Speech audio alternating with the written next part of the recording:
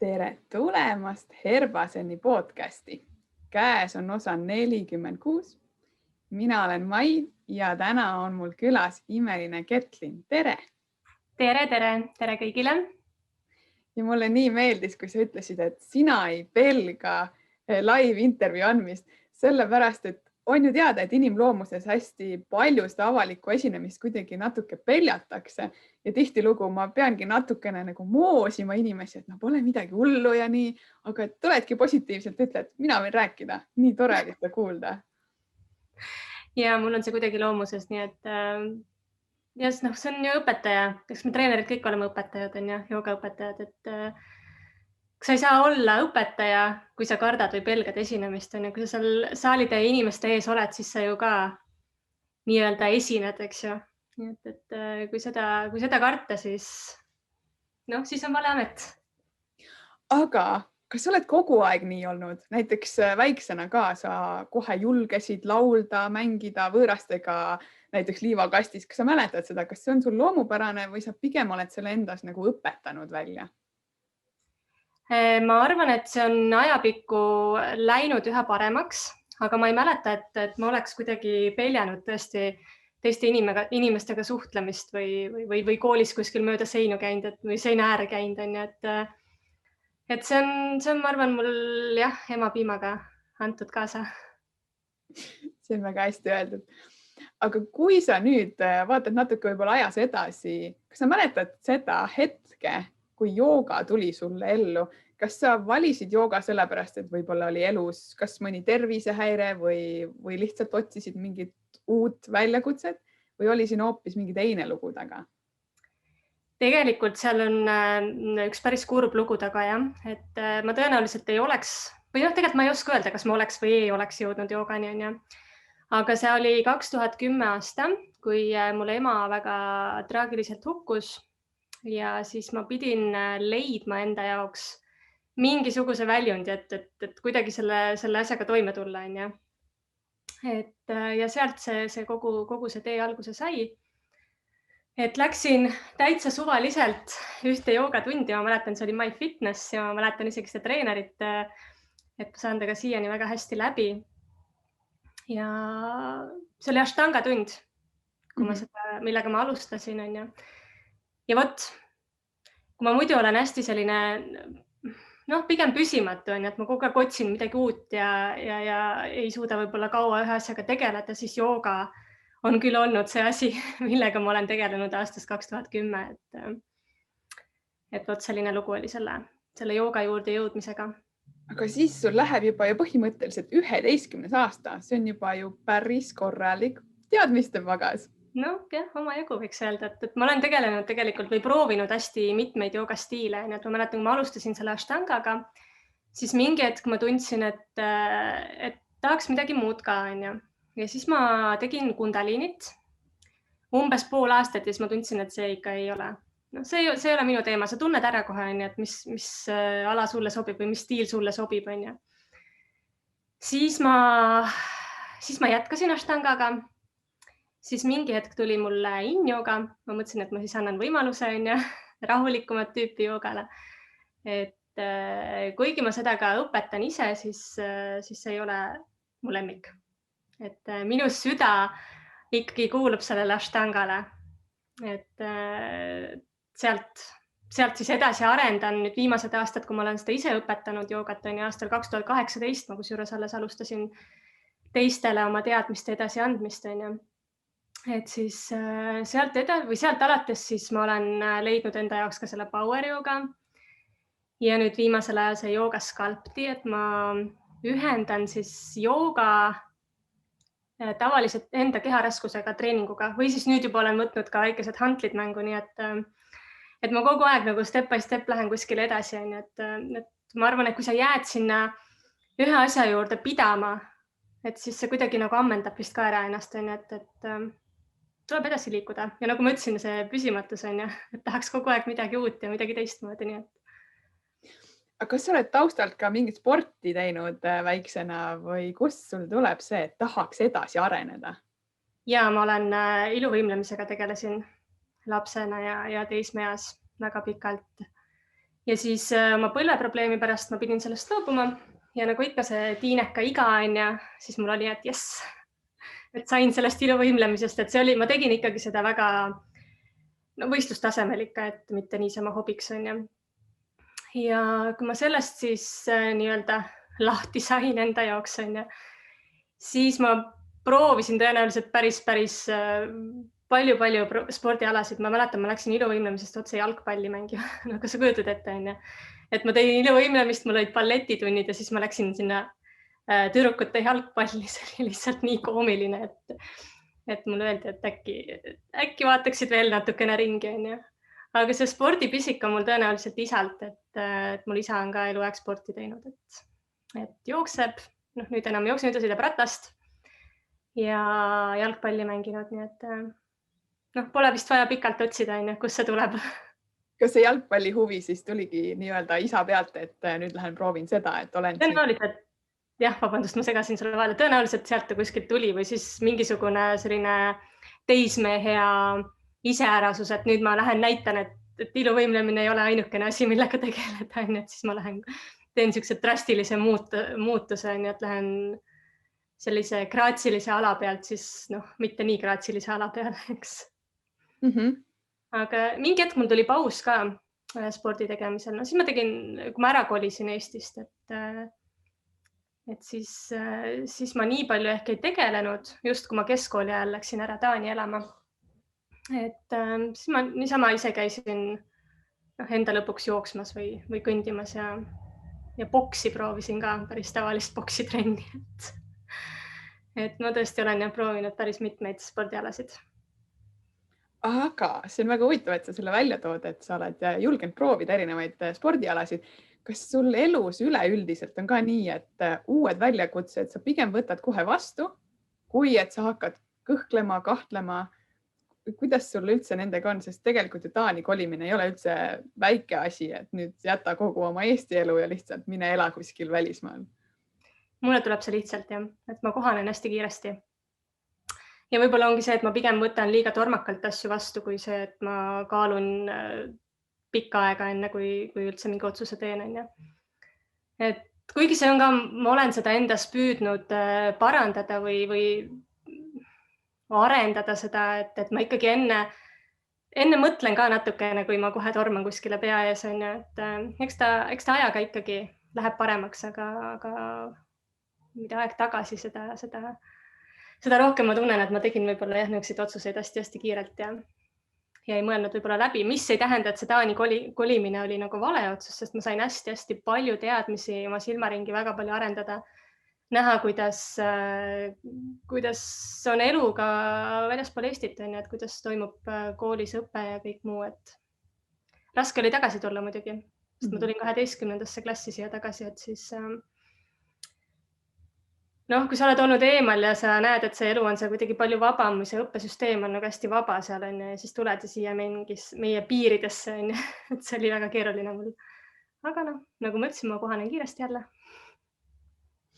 Aga kuidas see otsus tuli, et sa nüüd 2018 võtad kätte ja hakkad õpetama teisi, et kas sul on seal mingi eellugu või sa lihtsalt tundsid, et sa tahadki areneda ja järgmine mõistlik samm oligi lihtsalt minna õpetajaks õppima? Ei, seal ma võin väga palju tänada oma last, et ta sündis 2015 ja siis ma tundsin, et pärast seda ma olin 3 aastat lapsega kodus peaaegu, jah. Et ma tundsin, et see töö, mis ma kõik tegin eelnevalt, et nüüd on aeg. Et kuna ma tegelesin selle joogaga ju kogu terve oma raseduse ja lapse kõrvalt, ja läksin isegi veel enne koreograafiat õppima Tallinna Ülikooli, veel lihtsalt täiesti enda lõbuks, mis muidugi jäi mul pooleli kahjuks. Või ma ei saa öelda kahjuks, sellepärast, et õnneks selles mõttes, et tuli laps, et jah, tänu temale ma tundsin, et nüüd on see aeg, et kui ma nüüd seda kannapööret ei tee, et siis tõenäoliselt ma vindun edasi seal veel, ja tegin oma paberid ilusti ära ja nii ta läks. Ja paberitest kohe õpetama ei olnud mingit hirmu, et kas ja kuidas ja? Ma põhimõtteliselt sain, ütleme, et sain teisipäeval paberid kätte ja kolmapäeva hommikul ma sain kõne, et kas sa saaksid tulla asendama ühte tundi. ja MyFitnessi kohe, kus on väga palju inimesi käis koos ja mõtlesin, okei, lähen. Ega kui sa ei astu seda esimest sammu ja hakkad mõtlema, et oi, ma ei tea, et äkki ma ikka ei ole veel valmis, et siis sa jäädki sinna tõenäoliselt, vähemalt mis ma enda puhul tunnen. Et aga ei, ma võtsin kohe vastu, läksin. Küll mul olid ka paberid kaasas, vaikselt peitsin nad sinna mati alla, et äkki kui vaja, et siis saan sealt piiluda natukene, aga tuli väga hästi välja ja MyFitnessis olin ma, jah, nii alustasin sealt, siis ma juba läksin sinna tööle kohe. Ja siis mingi hetke enne seda, kui see koroona meil alguse sai, et siis ma võtsin sealt pausi. Ja sain muud väljakutsed kohe, nii et see on alati nii, et kui üks uks sulgub, et siis ei lähe pikalt, kui juba avaneb järgmine. See on nii hea, et sa selle välja tood, sest tegelikult ju praeguses ajas olles hästi paljudel igasugused uksed sulguvadki ja ongi hästi raske aeg. Kas sul on äkki mõni nipp enda praktikast, et kuidas siis sellest negatiivsest kiiresti tagasi positiivse peale saada? Et ma usun, et lihtsalt sellest ei piisa, et sa tead, et ühel hetkel sa vaatad tagasi ja see oli millekski hea, kui sa ikkagi seal selles negatiivsuses oled, sul on vaja midagi, mis sind aitab edasi liikuda. Ma arvan, et hästi tähtis on see, et sa iseendaga saaksid tekitada selle rahu, selle negatiivsuse ja positiivsusega, et sa pead endale lihtsalt selgeks tegema, et võt nii on, see olukord on nii, et mina seda näiteks ei saa kuidagi parandada, et siis ma pean ju midagi muud välja mõtlema, et ma ei saa jääda sinna negatiivsusesse kinni, et keda siis lõpuks aitab, mitte kedagi, et sa nüüd tekitad sellega endale neid halle juukseid, et võta lihtsalt kokku ennast ja tule välja, et mulle hästi meeldib või ma olen endale võtnud motoks ka selle, et sa pead sellest mugavustsoonist välja astuma mingi hetk, et siis hakkavad asjad juhtuma.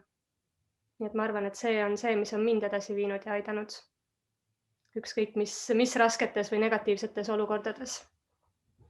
Sind kuulates on nii hea emotsioon. Ma kohe pean küsima, et kas üldse on midagi, mida sa veel kardad ka või pigem sa lihtsalt lähed teed ja ongi tehtud? Miks ma ikka kardan asju? Mul on selline totter kartus või isegi nagu otseselt kartus, aga ma hästi oma lapse suhtes just, ma ei tea, et ma mõtlen, et appi äkki juhtub seda või äkki juhtub teist. Vaat see on küll asi, millest ma veel ei ole suutnud kuidagi lahti saada isegi oma mõtetega või ma olen isegi teraapias käinud sellega, et seda vabastavat hingamist olen teinud ja kõiki erinevaid asju, aga eks ma annan aega endale. Et küll tuleb ka see, et kus ma sellest pabinast lahti saan. Ja on mul veel asju, mida ma pelgan ja näiteks ma ei ole üldse väga suur veesõber, et ma ei lähe vabatahtlikult vette või merre kuskil ujuma. Aga paar aastat tagasi tutvustati mulle talisuplemist. Võtsin vastu selle väljakutse, läksin, tegin ära ja jäingi tegema. Nii et jällegi see hetk, kus sa pead enda sellest mugavustsoonist välja astuma, et seda kartust siis endast nagu eemale panna ja seda julgust koguda. Kas sul on veel mõni hea tervisenipp taskus, mida sa kas igapäevaselt või igakuiselt ise rakendad? Ja ma teen iga hommik käin külma duši all 2 minutit, see on väga jube, aga ma teen seda. Et selles mõttes ma ei saa nüüd öelda, et ma nui 4 iga hommik käin, et ma ikkagi kuulun enda keha ka, et kui ma vahepeal siin haige olin, et siis ma loomulikult ei käinud, eks. Et hästi palju tuleb enda keha kuulata. Et ma olen sellega saanud ka kõrvetada päris palju, et ma ei kuula oma keha, vaid kogu aeg tambin edasi, teen edasi neid asju. Ja siis on lõpptulemus see, et kuskil on mingi vigastus või jääd haigeks, eks. Aga see rutiin on mul hommikuti ja see külm duš. Ma olen kindel, et hästi paljud on kuulnud külmast dušist, aga mina ise olen kuulnud päris mitmest kohast seda juttu, et tegelikult inimesed ei oska minna külma duši alla. Et kuidas siis on seda õige teha või kuidas sina vähemasti teed, et mõni hakkab jalgadest, siis öeldakse, et ei, et siis on vale, mõni hakkab peast, siis öeldakse, et on vale, et mis see õige viis siis on? Kes seda lõpuks teab, mis see õige viis on, aga mina lähen ka kohe, et ma ei ellita ennast selle sooja veega enne, et muidu ma jäängi selle sooja vee alla sinna ja siis mõtlen, et kuule, nüüd oleks aeg välja tulla, et ma ei jõuagi selle külma veeni siis. Aga mina alustan ka ikka jalgadest, jah. Varbad ja siis jällest liigun üles poole, et ma pähe küll ei lase endale seda külma vett ja näo peale on ka üsna ebamugav mul, aga ja jõuad siis üles välja ja siis ta juba jääb jooksma see külm vesi sinna ja siis dušiga ikka ise lasen niimoodi, et ma räägin, et ma pähe ei lase seda vett, on ju. Ma ei tea, kas see on õige või vale või mis üldse on õige või vale, on ju. Et see on see, mis on minu jaoks hea. Väga hea. Ma arvan, et siit vähemalt sai kinnitust see, kes otsis kinnitust mingile viisile. Ma loodan. Aga kuidas sa üldse oma vaba aega veedad? Mida on väga palju hetkel, on ju, viimase aasta jooksul. Niivõrd kuivõrd. Et minul on küll seda tekkinud väga palju juurde, et nagu sa tead, nagu kõik teavad, on ju, spordiklubid on lukus, tööl otseselt käia ei saa. Aga hakkasin ka mina online tunde tegema. Kohe eelmine aasta, kui see kõik see jant alguse sai, on ju. Ja nendega sisustan väga palju oma päeva, muidugi tegelen lapsega.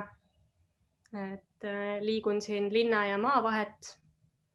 Et vahel on selline tunne, et tahaks lihtsalt siit, et aitab sellest Tallinnast, et see kuidagi on liiga palju seda Tallinnat, et siis on hea minna sinna Mulgimaale metsade vahele ennast laadima. Ja eks need päevad niiviisi lähevadki mulle, et filmin videoid ja laps võtab päris suure aja, kuna lasteaeda ka praegu teda ei taha viia, eks. Et siis mänguväljakud ja metsad ja matkarajad ja kõik sellised asjad, et see on ka nii huvitav, et justkui nagu raske aeg, eks, kõik on kodus kinni, aga teisalt just lastega koos olemise mõttes see on ju nii tore. Palju rohkem näeb ja palju rohkem saab kogeda, kui saab kodus olla koos. Ja ma võin öelda, et alates eelmise aasta sellest märtsist on ju, ma vist pole mitte kunagi nii palju käinud erinevatel RMK radadel, kui me siis alustasime seda käimist, on ju.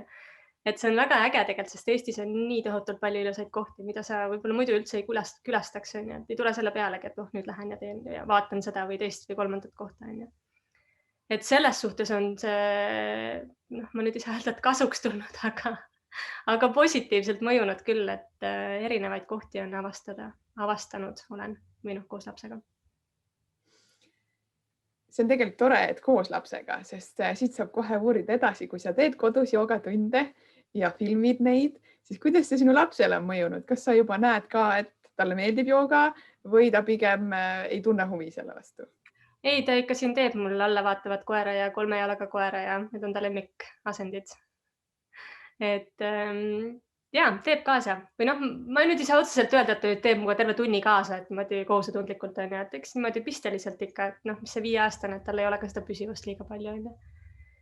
Aga ma mäletan, kui ma nende live-videote või tundidega alustasin, et siis ta ikka figureeris mul seal taga küll, et vahepeal jooksis läbi ja siis tuli ja vaatas, kangestus korraks ja siis jälle jooksis tagasi. Aga see on elu, et ma ei saa teda ju päris nagu kinni panna teise tuppa, et võt nüüd oled siin nii kaua, kui emme tööd teeb.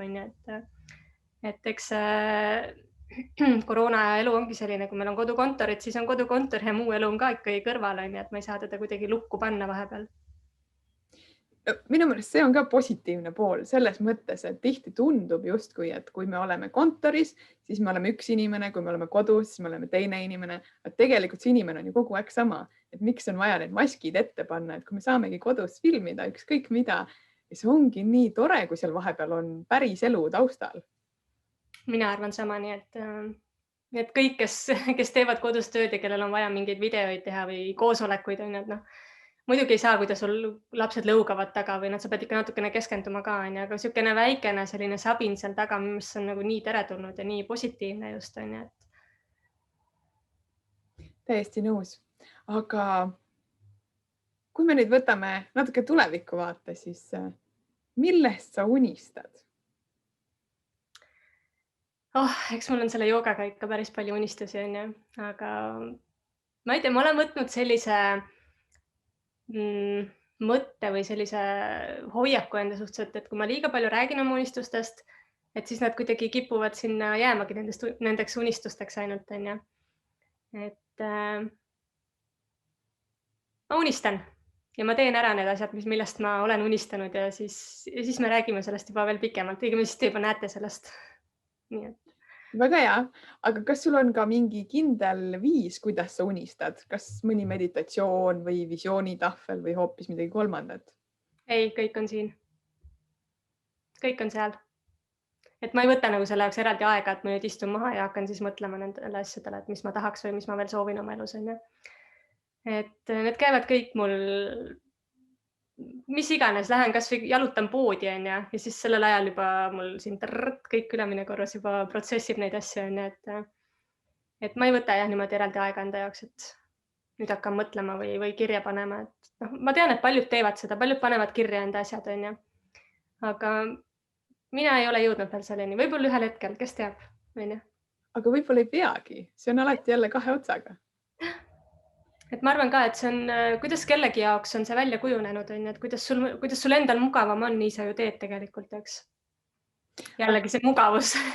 Võib-olla ma peaksingi välja astuma sealt, on ju, ja hakkama neid kirja panema neid asju või hoopis kuidagi teistmoodi neid protsessima, on ju. Ja, see on kusjuures hea mõttekoht, nii et äkki ma proovin. See on hea, mina just tahtsin minna tagurpidi tagasi, et võib-olla seal joogamaailmas endaga nii kontaktis olles ei olegi vaja enam kuskile välja kirjutada, sest see on nii loogiline, see on juba siin väljas nagu olemas, on ju. Jah, võib ka nii mõelda, et aga kuidas sa üldse näed, et jooga on nüüd sind mõjutanud või muutnud selle peaaegu et 11 aasta jooksul? Nagu ma ka enne ütlesin natuke, et hästi palju on mõjutanud see, et ma kuulan oma keha. Et ma annan talle nüüd võimaluse puhata, kui ma tunnen, et täna ma ei jõua seda videot teha või et mul on vaja seda hetke, on ju. Et siis ma sellega võtan, julgen võtta. Et ja ma loodan, et kõik on mu inimesed, kes muga kaasa teevad neid tunde ja hiljem järele, et siis nad mõistavad, kui mul on vaja nii-öelda neid tervisepäevi või enda jaoks päevi võtta, on ju. Et ja keha kuulamine. Et see on üks asi, mis jooga on mulle andnud. Aga kuidas on kõige lihtsam keha kuulata? See nagu tundub võib-olla, kui inimene ei ole seda kunagi kogenud, see tundub selline sõnakõlks, et kuula keha. Aga tihtilugu meil tuleb mõistus vahele ja siis me hakkame hoopis mõistusega mõtlema, mitte keha kuulama. See ongi see väike konks, sellest on vaja üle saada. Ma tean, et see mõistus tuleb väga tihti sinna vahele ja ütleb, et ei, mis on. Aga näiteks, kui ma treeneri tööd alustasin, et siis ma ju võtsin nii palju tunde, kui sai, on ja ma tegingi põhimõtteliselt hommikust õhtuni ainult kogu aeg ainult tööd, ehk siis minu jaoks trenni on just, et minu õpetamisstiil on selline, et ma pigem teen kaasa inimestega. Eriti kui ma teen neid hot yoga või power yoga tunde, et siis neil on kuidagi lihtsam kaasa tulla sellega, kui nad näevad, et treener ka ikkagi teeb ees, on ja mitte ma niisama seal et pitsutan sind, on ja. Ühesõnaga, et kui ma tegin hästi palju neid trenne, mul tekkis päris palju ka vigastusi. Ja siis ma nagu vaatasin läbi sõrmede nendele vigastustele, mõtlesin, et nagunii, et seljas on mul skolioos, et nagunii sellest lahti ei saa, et mis siis ikka, et lähen edasi sellega. Kuni ühel hetkel on nii, et sa enam ei saa voodistki püsti, et sealt pead roomama ja siis mõtled, et issand jumal, et ma ise teen endale seda, et miks ma teen seda. Ja siis hakkadki, see ei ole see kuulamine, see keha kuulamine, see ei ole selline asi, et ma nüüd istun ja kuulan oma keha, et see kuskilt tuleb sealt. Et sa saad lõpuks aru just nimelt, et see mõistus astub sammu tagasi, on ja saad aru, et kui ma tahan sellega edasi jätkata, kui ma tahan oma tööd edasi teha, et siis ma pean võtma selle aja ja astun sammu tagasi selle õpetamise või treeneri tööga, et see on see keha kuulamine minu jaoks. Võib-olla kellegi teise jaoks on see hoopis midagi muud, ta võib-olla läheneb sellele hoopis teisiti, et see on jälle selline asi, ma arvan, mida ei saa nagu võtta üks ühele, et see, kuidas sinu jaoks see välja kujuneb, et see nii on. Eks ta vist nii ongi, ma tegelikult nõustun sinuga isegi samamoodi seda ämbrit kolistanud ja muianud pärast, et keha ju kohe ütleb sulle, miks sa siis sõidad selle mõistusega üle. Aga kui nüüd vaadata sinu näiteks harjumusi või maitse-eelistusigi, kas jooga kuidagi sinna ka mõjunud, sest mina küll olen märganud seda, et ma ei ütle kunagi, et kui sa joogasse tuled, siis sa muutud taimetoitlaseks või loobud alkoholist, aga paratamatult need mingid muutused tulevad iseenesest. Ma mäletan, et ma ei mäleta enam, kes see inimene oli, aga ma tean, et keegi küsis mu käest mingi hetk, et sa ju tegeled joogaga, et kuidas sa liha sööd, on ju? Ma nagu ei osanud mitte midagi sellele vastata, et näed, söön ja siiamaale söön seda liha, eks. ja mul väga maitseb see liha, et kui mul on nagu valida, et mulle antakse ühele taldrikule mingisugune kreemikook ja teisele mingi selline mõnus veiselihasteik on, et siis see kreemikook kohe põmm, ta vajub alla, on. Minu silmis on see täitsa null, see kreemikook, et ma ei ole vist, mis on ainuke asi, mis on võib-olla see tulnud viimaste, mitte viimaste, aga ikka pikemate aastatega. Et ma olen keha puhastamisele hakanud võib-olla rohkem rõhuma või rõhku panema. Et ja vitamiine, mineraale rohkem hakanud tarbima, et jällegi ma räägin, et meie keha ja organism on tegelikult nii väga targad või nii võimsad, et sa saad sellest aru, kui sul on mingi ainepuudus või kui sa tunned, et sa tahad nüüd teha mingisuguse veepäeva või mis iganes on. Et neid asju ma olen ka hakanud võib-olla rohkem praktiseerima. Aga toitumises otseselt nagu ei ole näinud, et oleks muutusi, et jätkuvalt söön seda steiki meeleldi. Aga see on ka hea. See ongi see, et ei ole olemas mingit stereotüüpi, et nüüd joogaõpetaja ainult elab õhust ja armastusest ja sööb ainult rohelisi lehti, eks. Ei, kõik ikkagi endaga kooskõlas enne kõike ja siis tulevad valikud. Tasakaalu peab leidma seal nende asjade vahel. Ma ei ütle, et ma nüüd iga päev seda õgin sisse endale, et loomulikult mul on ka neid päevi, kus ma ei söö üldse liha või olen ainult taimse toidu peal, aga sellegi poolest ma ei suuda sellest loobuda. Veel vähemalt küll mitte, nii et. Aga kas sul on ka mingit päevarutiini? No näiteks midagi kindlat, mida sa teed igal hommikul või igal õhtul või pigem ei ole see rutiini inimene? No ainuke rutiinne asi hommikuti on mul see külm dušš. Aga üldjuhul mulle väga ei meeldi need rutiinid. Ma ütlesin ka sulle enne, et selline, ma ei ole piisavalt püsiv selle jaoks, et enda jaoks mingisuguseid rutiine, et ma küll olgu ma räägin sulle ühest unistusest, ma väga unistan see, et mulle hästi meeldivad hommikud, ma väga naudin hommikuid. Mulle meeldib, kui ma saan võtta endale pika hommiku, et ma ei pea jooksma kuskil oma kohvides käes ja ruttu autosse ja ruttu kõik. Et ma väga naudin neid, aga millegipärast on mul nii vähe neid hommikuid selliseid, kus ma saan nautida seda. Et täiesti tahtmata sõidab elu sisse ikkagi ja muud asjad tulevad vahele. Nii et, aga kui ma olen maal, nüüd ma just tulin tagasi paar päeva tagasi, et siis ma küll, isegi kui see selline ilm, mis ta siin on meil on, ja siis ma võtsin hommikul oma kohvitassi ja läksin, istusin terrassile ja see oli lihtsalt nii fantastiline, et neid asju ma naudin täiesti. Ja ühesõnaga, et see mu unistus siis on, et ma saaksin mingi hetk endaga sellise rahu või tekitada endas selle rutiini siis, et ma nüüd istungi võtangi hommiku enda jaoks ja olen ja ei lase millestki ennast häirida. Et äkki ma jõuan sinna. No kindlasti jõuad, kui see eesmärk on võetud.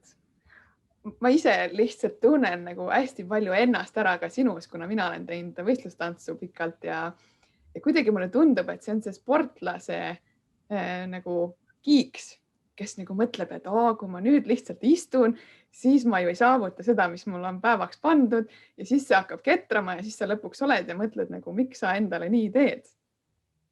Ma täpselt nii ongi. Ma tean, et kui ma olen vahel võtnud enda jaoks nii-öelda päevi, et ma nüüd ei teegi midagi, et ma lihtsalt olen ja ma tunnen nii süüdi ennast pärast õhtul, et kuidas ma nagu raiskasin selle päeva lihtsalt ära, et ma ei teinud mitte midagi. Kuidas see võimalik on? Ma ei saa niimoodi teha enam.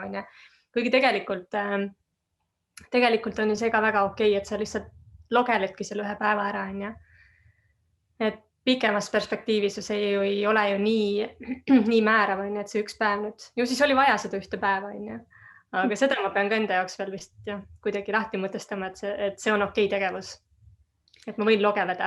Ma ei pea piitsutama ennast selle pärast. No või vaatad tagasi, mitu aastat sa tegid oma iluvõimlemist ja siis mõtled, okei, need aastad nüüd tuleb ümber programmeerida. No neid ikka oli omajagu 8, nii et. Aga hirmudest me tegelikult rääkisime. Kuidas sa joogamatil näed? Kas inimesed enam ei karda nii palju joogat, nad julgevad tulla avastama või on ikkagi see, et ma kuulen mingisuguseid eelarvamusi, et vahet ei ole, kas Astanga või Kundalini jooga on joogas ja ainult istutakse. Kui palju sa enda tundides näed, et inimene julgebki tulla katsetama? Ma arvan, et see on ajaga läinud paremaks. Et see tõepoolest oli, mina nägin ka seda, et inimesi on kahte tüüpi, et jooga on siis, kas ma istun ainult käed koos on ja selle tund aega ära või siis teine variant see, et ma pean oma jala nüüd hirmsasti kohe kaela taha väänama, on ju. Et minu arust olid need kaks äärmust olid sellised. Aga nüüd aastatega on see muutunud õnneks. Ma ei tea, inimesed on teadlikumaks tõenäoliselt saanud, et ju meil siis on nii palju häid joogaõpetajaid, kes on selle välja nii-öelda juuritanud sealt seest või et see ei ole ainult see üks või teine, et seal vahel on ka ju tegelikult nii palju asju selle joogaga, on ju. Aga enda tundides või enda õpilaste puhul ma ei märka seda enam, et nad kuidagi tuleksid eelarvamusega või et pigem on ikkagi juba nad suhteliselt teadlikud, mis on väga hea, et siis saab joogaga oma võimaluse. Tundub, et vaikselt saab just ka tänu nendele stiilidele, mis sa siin eelnevalt nimetasid, et ei olegi enam ainult jooga, vaid sa saadki tulla power joogasse, mis ma kujutan ette, et väga paljudele kõnetab rohkem, sest see on justkui nagu tuttavam. Või vaidled sa vastu? Ei vaidle. Et ma teen päris tugevaid power jooga tunde ka, et just rõhungi, kuna ma alustasin personaaltreeneri õpingutega ka paar aastat tagasi, et väga piinlik, ma ei ole seda eksamit veel jõudnud ära teha, aga jällegi nüüd ma räägin nii palju oma unistustest jälle, uskumatu. Astusingi sellest mugavast tsoonist välja. Et see on mul nüüd üks asi küll, et ma tahan selle eksami ära teha, et need paberid kätte saada. Et võib-olla ka sellest tingituna, et kui ma tutvusin rohkem jõusaaliga, et sealt võib-olla tuleb seda power jooga ja seda tugevust, et ma tahan just seda powerit sinna tundi juurde saada. Et jah, ma arvan, et inimesed on teadlikumaks saanud sellest joogast. Ei ole üks jooga. Jooga on väga lai. See on tohutult lai maailm. Aga nüüd me juba unistuste rajal oleme, siis vaatame natuke veel kaugemasse tulevikku, et kui sina näiteks oled 85. Kuidas sa siis näed välja? Mida sa siis tunned? Mida sa siis teed? No ma loodan, et ma jõuan sinna 85-ni. Ma väga loodan, et ma jõuan, sest et minul ei ole seda mõtet, et 70, et siis on elu läbi. Ei ole. Ma arvan, et elu on täpselt nii kaua, kui seda antud on. Ja ma arvan, et sa pead võtma sellest ka maksimumi sellest. Kui sa oled 85, mina enda puhul näen, et jooga ei ole kadunud minu elust. Ja ma ikkagi tegelen sellega edasi ja püüan olla võimalikult aktiivne, et selles eas nii aktiivne, kui vähegi olla saab, on. Muidugi ma ei ole mõelnud selle peale, kuidas ma 85-selt võiksin olla, aga ma loodan vähemalt, et käin üsna sirge seljaga veel. Väga hea. Seda ma küsin alati sellepärast, et siis see jääb siia alles ja siis kunagi, kui sul on meeles, saad tagasi tulla vaadata, mis ma siis ütlesin. Issand, mis ma ütlesin ja kus ma nüüd jõudnud olen. Aga ma loodan tõesti, et ma ei ole see, kes ära mandub 85-selt või mõtleb, et kaua ma siin veel pean olema. Et ma pigem mõtlen ikka vastupidi, et jess, et mul on antud nii palju ja et ma näen enda last, lapselapsi. Mõtle, kui äge, on. Väga äge. Et neisse süstida ka seda spordipisikut ikkagi. Et enda lapsesse ma loodan, et ma juba olen seda suutnud teha, nii et. Kindlasti. Aga kui me lähme natuke filosoofilisemaks, siis sul on väga paljud rollid. Sa oled ema, sa oled treener, sa oled naine. Kui me nüüd need kõik ära võtame, siis mis jääb alles? Kuidas sa siis ennast kirjeldaksid? Ohoo, päris hea küsimus. Jällegi asi, millele ma ei ole tõenäoliselt mõelnud. Kuidas ma ennast kirjeldaksin? Ma arvan, et äkki ei olegi vaja neid ära võtta üldsegi. Et need on asjad, mis on meile antud järelikult põhjusega, on ju. Et ma usun, et äkki me ei peagi ennast kuidagi sealt nii-öelda alasti kakkuma ja endast kõik need asjad eemale panema. Et see on väga positiivne, ma arvan, et neid tiitleid või nii-öelda tiitleid on nii mitmeid küljes, et see on pigem selline uhkuse asi või et peaks ennast hästi tundma ja et mul on neid nii palju, et ma saan nimetada end emaks, treeneriks, mis on olnud mu unistus, on ju. Et ma arvan, et võiks nii olla. Väga ilus. See on ju ka tegelikult täiesti hea vastus, ei peagi alati võtma kõik ära ja siis mõtlema, et mis siis lõpuks jääb, eks, et sina oled ju ikka sina. Aga nüüd, kui keegi kuulas või vaatab ja tahaks tulla sinu juurde tundi, praegu ei saa küll tulla päris Matile, aga virtuaalsesse tundi, siis kuidas ta sinuga kontakti saab võtta? Ketlini online jooga, et mul on YouTube'is üleval päris palju videoid. Siis mul on Facebooki keskkond, nagu ma ütlesin enne, Ketlini online jooga.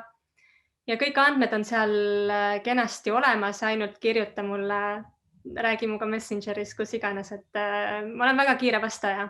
Et ma ei jäta niimoodi, et nüüd 3 päeva ootad või 3 nädalat ootad, et siis ma lõpuks jõuan sinuni. Et saad suhteliselt kiire vastuse ja saad siis hakata osalema mu kas online tundides. Et mul lühemad tunnid ma panen üles YouTube'i kõigile vaatamiseks täiesti tasutajaks. Et kui sa soovid pikemaid tunde, et siis nendega arveldame teistmoodi juba.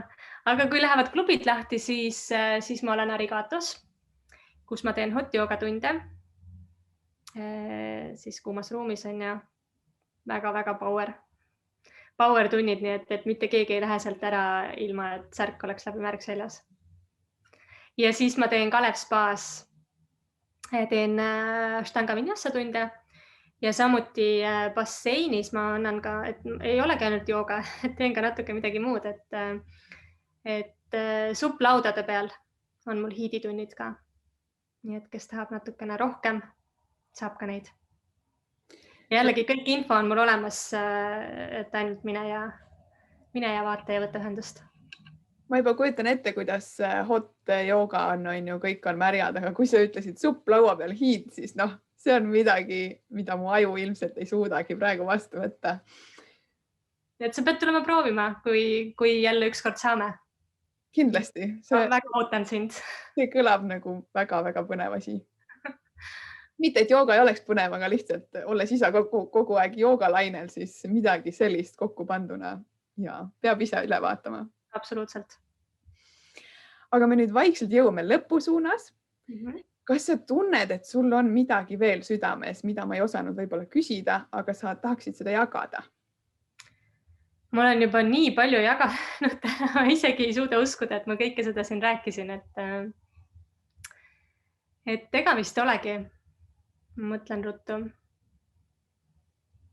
Mis ma sinna kirjeldusse võib-olla veel panin juurde, et see välismaal elamine ja olemine, et ma vist kirjutasin ka sinna, et neid what if'e on mul päris palju, eks.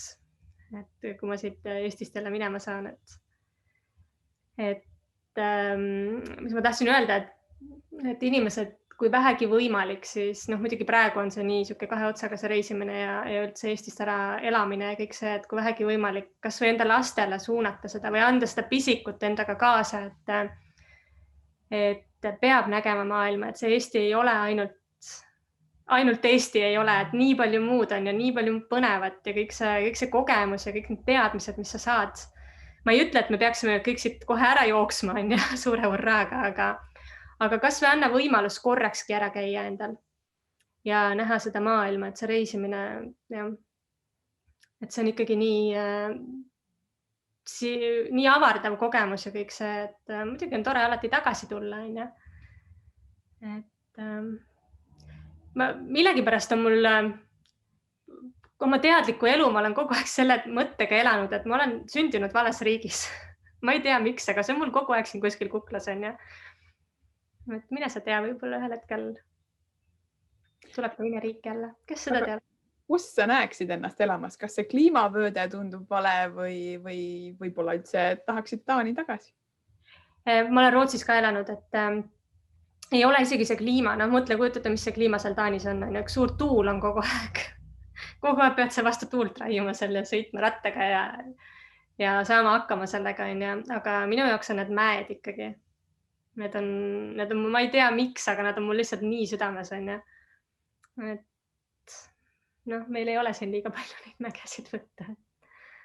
Et sellepärast ei ole isegi see soe nii määrav. Muidugi oleks tore, et kui oleks kogu aeg ilus ilm ja päikesest me saame ju nii palju energiat, eks.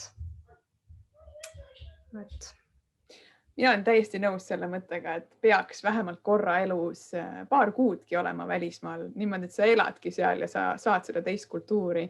See annab nii palju juurde, on ju, silmaringile, nagu sa ütlesid, aga ka selles mõttes elukogemusele või aitab kuidagi mõtted paika loksutada, et mida sa siis päriselt tahad.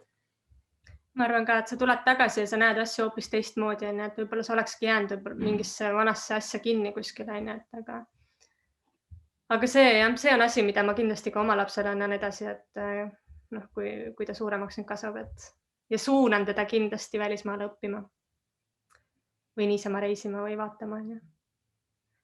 Jah, ma loodan ka, et ajapikku nüüd ikkagi lähevad piirid uuesti normaalselt lahti. Ja muidugi ega praegu mina olen seda meelt, et praegu ei pea pressima, et ootame ära, saame kõik korda selle, mis meil siin jamasti on, et aega ju on selle jaoks, eks. Täiesti nõus.